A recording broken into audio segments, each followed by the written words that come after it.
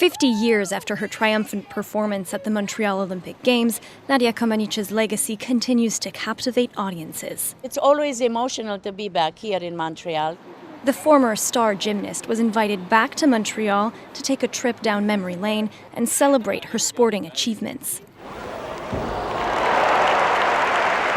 Comăneci says she still remembers her iconic performance as if it were yesterday, a moment where she became the first gymnast in Olympic history to receive a perfect 10. The forum, when I entered for the first event, the crowd, the emotion of the crowd, it happened so fast, I did not know that I made history.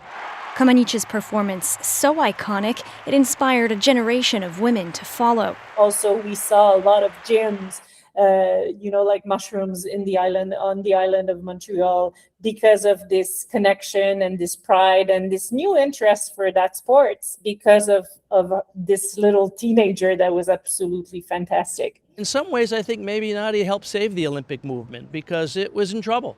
Financially, it was not working successfully.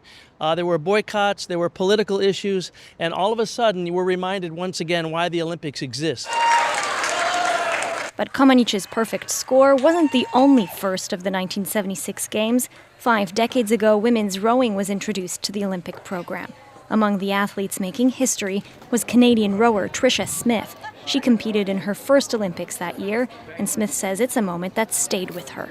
When we marched into the stadium, when the flag hit the light of the stadium, there was this roar that went up that I'll never forget. She says 50 years later, women's sports has taken on a whole new dimension. Even at the time, we were rowing half the distance because they thought that there might be problems with you having children after, if you did the full 2,000-meter distance. And so there's just a lot more education, a lot more awareness. As for Nadia Comăneci, I thank the 14-year-old girl. She says she never thought as a teenager she'd make such a lasting impact on Olympic history and this city.